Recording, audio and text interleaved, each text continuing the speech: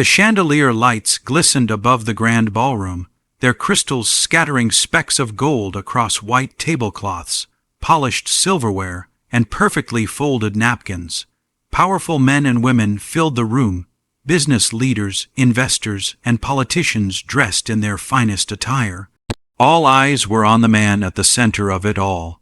Thomas Whitmore, the billionaire known for his ruthless deals, his ability to turn failing companies into empires, and his legendary parties that seemed more like coronations. Tonight, he was about to sign the biggest acquisition of his career.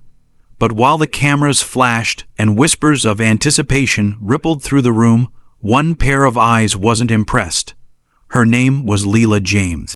A waitress, a young black woman who carried trays of champagne across the marble floor with quiet grace. Most guests never noticed her. She was part of the background, someone paid to smile, nod, and stay invisible. But Leela noticed everything. She noticed the documents on the table, the smug look of the men surrounding Whitmore, and the flicker of hesitation in his own eyes. She didn't know why, but something about the moment felt wrong. The murmurs grew louder as the billionaire picked up the pen, ready to make history. People leaned forward, glasses clinking as they toasted what they believed would be a victory. And then, in a voice clear enough to cut through the noise, Leela spoke. "Don't sign that." The room froze, heads whipped toward her. The orchestra stopped mid-note. Waiters holding trays paused in disbelief. For a moment, no one breathed. A waitress had just interrupted a billionaire. Thomas Whitmore slowly raised his head, his icy blue eyes locking on hers. He could have laughed. He could have ordered security to drag her out. But instead he asked, "Excuse me?" Leela swallowed hard, her hands trembling slightly as she clutched the tray against her chest. She wasn't the type to draw attention. She worked double shifts to pay for her younger brother's medical bills, barely slept, and lived in a cramped apartment that smelled of old paint. But something deep inside her refused to stay silent. "You can't sign that contract," she said, her voice steady now. "Not unless you want to destroy everything your company stands for." Gasps filled the air. Some guests laughed uncomfortably, whispering that she was insane.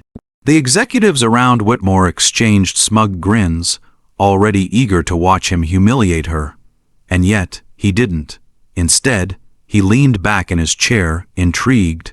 "You seem very sure of yourself," he said, his tone sharper now. "Why?"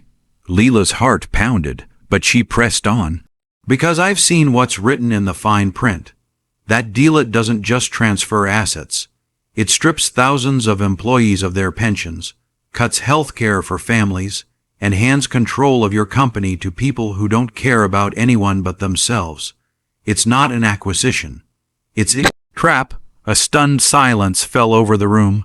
The men in suits immediately jumped up, their voices rising in protest. "She's just a waitress. She doesn't know what she's talking about. This is outrageous." But Whitmore raised his hand, silencing them all. He turned back to Leela, eyes narrowed. "And how do you know this?" Her lips trembled, but she stood her ground. "Because I worked in your mailroom before this job. I filed those documents when they came in. I recognized the names of the shell companies buried in the contracts. I lost that job when they cut staff, but I remember.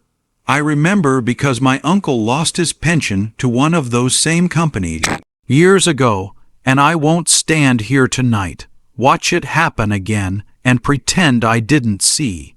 The room erupted into chaos. The executives shouted, some demanding she be removed, others scrambling to explain. But something in Whitmore's face shifted. For the first time in years, the calculating mask cracked, revealing a flicker of doubt. "Bring me the contracts," he ordered. An assistant rushed forward, placing the thick stack of papers on the table.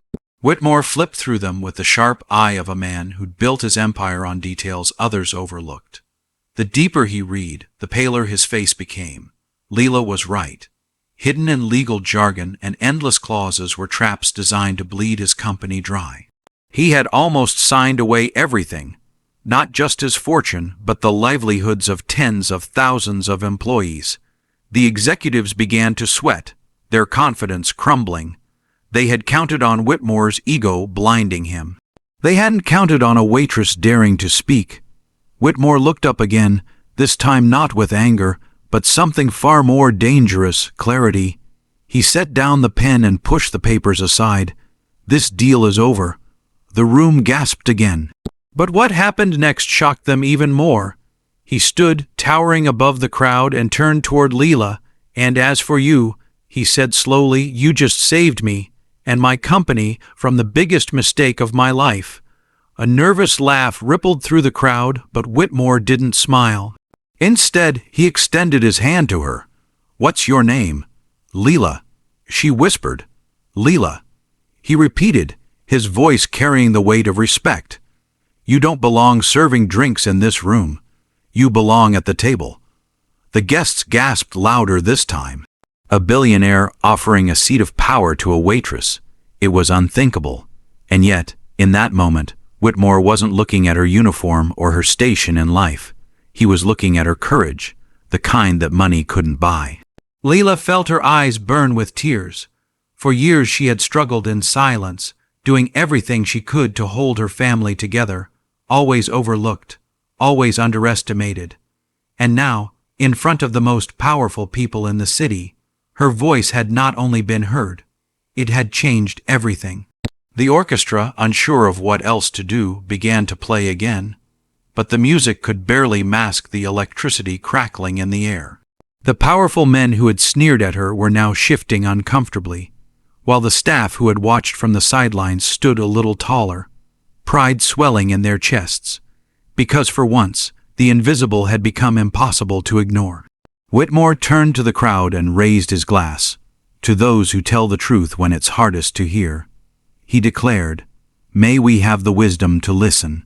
And as crystal glasses clinked in the glittering hall, every eye returned to Leela, the waitress who had dared to speak, who had risked everything in a single breath, and whose courage had rewritten the fate of an empire.